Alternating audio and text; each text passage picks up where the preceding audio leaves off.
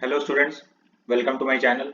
Solve करते हैं concept of physics के centre of mass and collision chapter से सब्जेक्टिव एक्सरसाइज का क्वेश्चन नंबर 45।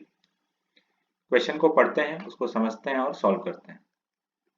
तो ये क्वेश्चन प्रीवियस क्वेश्चन का रेफरेंस ले रहा है। इसमें बोला है कि solve the previous problem if the coefficient of restitution is E, use theta equal to 45, E equal to 3/4 and H equal to 5 metre. Previous question में ये था सिचुएशन कि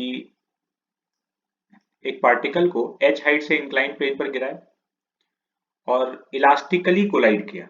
परफेक्टली इलास्टिक कोलिजन हो रहा था और कोलाइड करके वो कितने डिस्टेंस पर गिरेगा इंक्लाइन प्लेन पर, मतलब रेंज हम लोग को कैलकुलेट करना था। तो पहले इलास्टिक कोलिजन था, अब कोलिजन इन इलास्टिक है। ई का वैल्यू हम लोग को 3/4 दिया हुआ है और हम लोग को रेंज कैलकुलेट करना है। तो ठीक है, सॉल्व करते हैं। पहले तो हम लोग ये इंक्लाइंड प्लेन के अलोंग और परपेंडिकुलर एक्सेलरेशन देख लेते हैं। जी डाउनवर्ड है एक्सेलरेशन, तो इस g का एक component along the plane g sin theta and perpendicular to the plane g cos theta. अब यहां आ जाता है इस डायग्राम पे। पार्टिकल को यहां से जब ड्रॉप किया गया तो कोलाइड करने के जस्ट पहले इसका स्पीड v है। इस v का हम लोग दो कंपोनेंट करेंगे, एक अलोंग द प्लेन और एक परपेंडिकुलर टू द प्लेन। ये जो लाइन हम लोग को दिख रहा है, ये ब्रोकन लाइन, रेड कलर से जो ये ब्रोकन लाइन है, ये है लाइन ऑफ कोलिजन, सरफेस के परपेंडिकुलर लाइन। कोलाइडिंग सरफेस के परपेंडिकुलर जो लाइन होता है वही लाइन ऑफ कोलिजन है। ये लाइन ऑफ कोलिजन है। इस लाइन ऑफ कोलिजन का इस वर्टिकल के साथ में जो एंगल बन रहा है ये थीटा है। ये लाइन ऑफ कोलिजन, ये ब्लैक वाला ब्रोकन लाइन वर्टिकल लाइन है। देखो ये एंगल थीटा है, तो इधर ये वाला एंगल 90 माइनस थीटा हो गया, तो ये थीटा हो गया। ठीक है, तो लाइन ऑफ कोलिजन का वर्टिकल के साथ एंगल थीटा बन रहा है।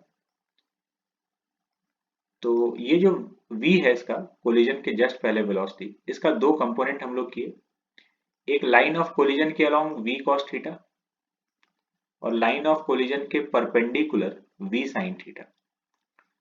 कोलिजन में जो लाइन ऑफ कोलिजन के अलोंग वेलोसिटी होता है उसमें चेंज आता है। लाइन ऑफ कोलिजन के जो अलोंग है वो चेंज हो जाएगा। लाइन ऑफ कोलिजन के परपेंडिकुलर कोई चेंज नहीं आता है। तो कोलिजन के बाद जब ये इधर जा रहा है पार्टिकल, तो लाइन ऑफ कोलिजन के परपेंडिकुलर जो वेलोसिटी है वो तो v sin थीटा है, बट लाइन ऑफ कोलिजन के अलोंग इसका वेलोसिटी टकराने के बाद v1 हो चुका है। ये v1 हम लोग कैलकुलेट कर लेंगे, तो उसके बाद फिर ये एक प्रोजेक्टाइल है जिसका रेंज हम लोग को कैलकुलेट करना होगा, तो ये काइनेमेटिक्स में कन्वर्ट हो जाएगा ये प्रॉब्लम। तो अब कैलकुलेशन हम लोग नीचे कर रहे हैं। सबसे पहले तो ये कोलाइड करने के पहले जो इसका वेलोसिटी है v, इसको हम लोग कैलकुलेट कर रहे हैं। थर्ड इक्वेशन अप्लाई कर दिए वर्टिकल डायरेक्शन में, v square equal to u square plus 2as। Final velocity v initially release किया गया था, तो इनिशियल वेलोसिटी 0 है यहाँ पे। तो v square equal to 0, u square 0 plus 2, acceleration minus g downward है और डिस्प्लेसमेंट माइनस h डाउनवर्ड है, तो माइनस h। v का वैल्यू आ गया √2gh। कोलिजन के जस्ट पहले वेलोसिटी पता है। ठीक है, तो कोलिजन के जस्ट पहले पता है तो v मालूम चल गया। तो अब ये v sin थीटा पता है, ये v1 निकालना है। v1 निकालना है तो इस डायरेक्शन में हम लोग लाइन ऑफ कोलिजन के अलोंग कोफिशिएंट ऑफ रेस्टिट्यूशन का इक्वेशन लिखेंगे, velocity of separation upon velocity of approach equal to e। ये इक्वेशन हमेशा लाइन ऑफ कोलिजन के अलोंग अप्लाई किया जाता है। तो ये v cos थीटा से सरफेस के पास आ रहा है, ये वेलोसिटी ऑफ अप्रोच है, और v1 से दूर जा रहा है, ये वेलोसिटी ऑफ सेपरेशन है।